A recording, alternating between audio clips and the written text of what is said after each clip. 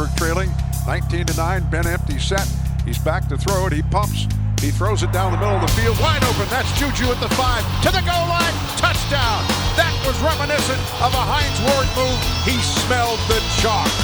You always got a chance when you got number 7.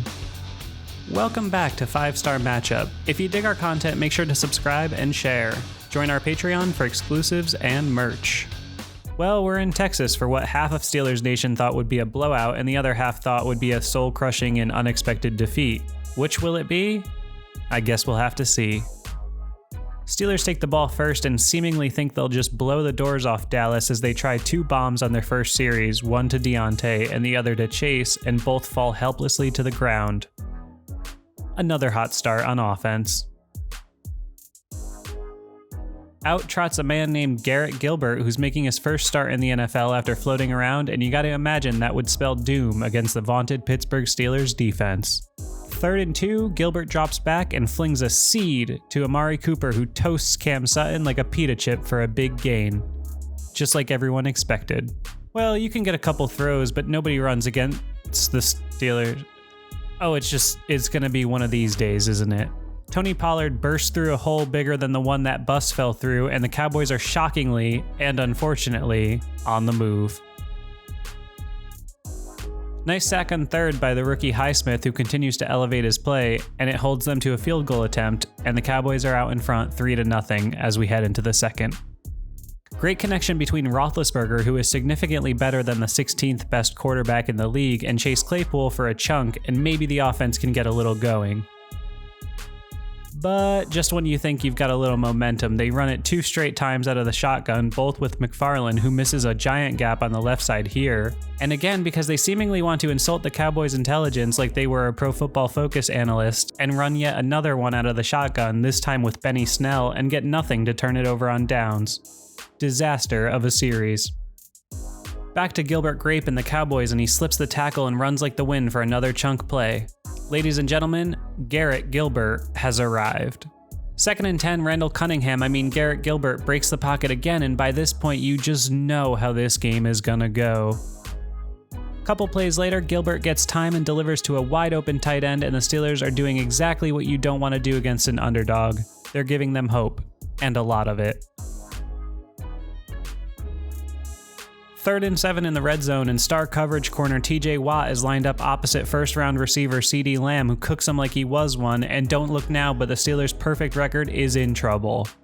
I'm not sure how TJ gets isolated on a receiver, but if that never happens again, I'd be totally okay with it. Cowboys 10, Steelers nothing.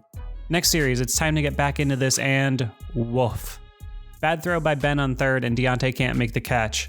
Ben's expression says it all. Just a brutal start. Offense, defense, and you already know it's almost never good when I show special teams, and that holds true here as Barry gets off a boomer for once. But Dallas pulls a little razzle-dazzle out of their old silk cowboy hats, and CJ Goodwin is off to the races. The worst gets worser for the Steelers, and the Cowboys are inside the 30 before they even get started. Luckily, the defense is finally ready to wake up with a nice stuff by TFL King Vince Williams and a little help from the turf on 3rd down, but I'll take it. 3:46 to go in the first half, and absolutely nothing is going the Steelers' way. Makes me sick to say it, but 13-0 Cowboys. Alright, Benjamin, let's go. Enough of this. Nice completion to Juju, followed by one to Chase the bank, and Ben's finally getting in a groove. Dealing now, Roethlisberger finds Deontay, who pulls a little and scurries for a first. Nice play. Sensing the moment, Big Ben decides it's time for a shot play, and he chucks it deep to Claypool but can't connect.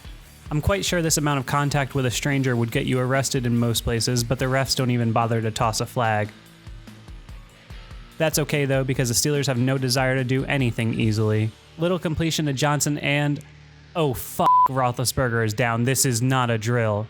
Ben's left knee gets twisted under him as he goes down, but luckily the tough old gunslinger has no plans to leave the game. And unfortunately for the Cowboys, they're about to find out what we all know, that Ben doesn't even start trying until he's limping. Nice completion to the Abrontosaurus, followed by a high throw and sick catch by Chase Claypool, who is apparently the same height as Wilt Chamberlain, and the Steelers are in business. Take one gimpy Ben plus the GOAT pump fake, and what do you get? Oh, I think it's a dime for a score, thank you very much. Playing on an injured knee that would have most of us laid up for a month, Roethlisberger stands in the pocket, fakes, and finds J-Wash with a perfect pass for the Steelers' first score of the day. Boz misses the extra point, but hey, it's been a terrible half and we're down 7. You can live with that. Staying aggressive on their next drive, Gilbert finds Lamb again, and Cam Sutton's on the button with a forced fumble which glides gracefully right into the hands of the Mink Man, and suddenly the Steelers are set up to close the gap further. But unfortunately, out trots not number 7, but number 2, and Steelers fans everywhere collectively clench their unmentionables and hope for a field goal. Just late, high throws by Rudolph net a total of 3 yards, and the Steelers are forced to try a long 54-yard field goal, which they of course miss. But wait, there's a false start, and the Boz gets a second chance, this time from what would be a career long of 59, and that golden toad mother drills it. Would have been good from 75. Hell yeah, Boz. Hey, we all would have liked better, but you took everything the Cowboys had on the road, and you're down by 4 at the half. All things considered, you'll take it. You know, it's probably the question I get asked most often. Hey 5-Star, do you know any legal US-based sports books? Well, you're in luck. Just like everyone that matters in sports media, I'm here to tell you that DraftKings has brought their expertise to legal sports betting. It's a legitimate sportsbook based right here in the United States, so you can rest assured that your funds are totally secure. DraftKings, America's top-rated sportsbook app, is safe, secure, and reliable. You can deposit and withdraw your money at your convenience. Download and sign up using the promo code 5STAR. DraftKings is offering all new users a deposit bonus up to $1,000 when you use the promo code 5STAR. Head over to the DraftKings Sportsbook app right now and check out all they have to offer, including player props, live betting, and so much more. If Sportsbook isn't available in your state yet, don't forget about the DraftKings Fantasy app. They're offering millions of dollars in total prizes every single week. Because Ben is a legend, he obviously comes back for the second half, and we all breathe sighs of relief. More of the Gilbert Grape show for the Cowboys here as he stands in the pocket and fires a strike, this time to Gallup, and you can argue the defense is certainly not holding up their end of the bargain. What's this about ends? What about an end around from Amari Cooper? Only showing this because of the great open field tackle by Minkah, who might have been the player of the game on defense. More classic Keith Butler with Bud Dupree lined up one-on-one with a receiver, and he's going to lose this matchup 100 times out of 100. Because the Steelers want me to die before my 31st birthday, they give up another chunk run to Pollard, who I have to admit is a nice player. While I knew there'd be some getting used to the post-Bush world, this D certainly has posed a few question marks of late. Defense stands and the Cowboys tack on another 3, 16-9 Dallas. Just an awful deep shot on 3rd and 4 instead of converting, and quicker than you can say trap game, the Steelers defense is right back on the field. Again, it's Pollard slashing right through where Devin Bush might be, and Elliott slips a tackle that might be by 55, followed up with another 3rd down conversion by Gilbert, and the Cowboys are, infuriatingly, driving again. On 3rd and 9, the Cowboys hand it off to Elliott, and he gets excruciatingly close to a 1st down. In my opinion, a slight tactical error by McCarthy not to go for it. What do you have to lose? They take the field goal, their last of the day, to go up by 10, 19-9. Because he's now injured and pissed, Large Benjamin decides it's time to get something going, and he draws up this little doozy in the dirt to wide receiver 1 Juju Smith-Schuster, and it's just what the doctor ordered. When you gotta get it done, you go to 19, baby. Shout out to the nice blocks by Ebron and Claypool. Not a great throw by Ben here, but Chase has gotta make this catch. I don't think he had a very strong game today despite putting up a few catches. But he's a rookie, and it happens. 3rd and 10 now, and you gotta have it. So what do? You go to number 19, wide receiver 1 Juju Smith-Schuster, who is earning his damn money, and Kevin Colbert, you better be watching 5-Star because I'm gonna shout it from the rooftops every single week. Pay that man all the money.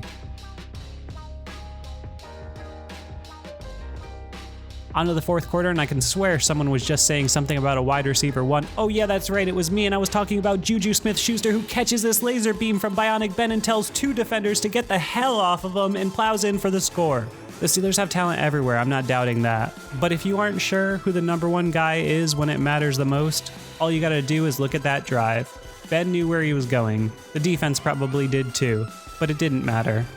Don't look now, but Ben Roethlisberger isn't holding the Steelers back. In fact, he's dragging their asses back into this game. Because I'm not allowed to be happy, the extra point is blocked. Cowboys 19, Steelers 15.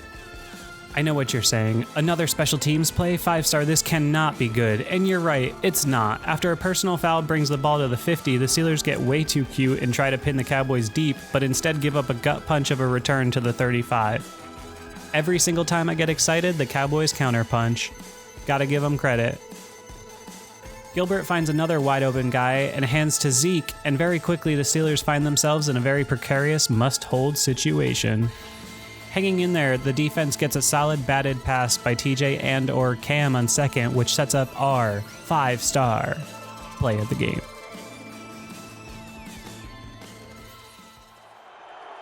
Gilbert in the shotgun. Dallas, 6 of 11 on third downs. He's back with a pass into the end zone, intercepted by Minkah. He brings it out to the 5, tackled at the 8-yard line. A big takeaway for Minkah Fitzpatrick with a marker down. Great players do great things, and just when they needed it the most, a little pressure causes an errant throw, and the best free safety in football is there to gather it for an absolutely game-changing interception. A little Minkah magic at just the right time. Starting at their 1, it's time to go to work. Ben slings it out to Ray for a little space, followed by a gotta have it slant to the bank, and we're on the move. Feeling himself now, Ben finds Deontay behind a little clear out from Ebron, and then hits Claypool for another first. While the Steelers are still down 4, I've seen every snap of Big Ben's career. There can be ugly glimpses, but if you let him get in rhythm, you're toast. Big moment here as the Steelers hand it off to McFarland, who they must have liked as a matchup today, and he grabs a few, but apparently pisses off Leighton Vander Esch, who proceeds to punch him directly in the face mask while he's down. Weird flex, but okay. 15 yards and a first. Let's go. Of course, the second I say that, the offense peters out on a miscommunication, but the Boz knocks it through to make it a 1-point game and an official nail-biter.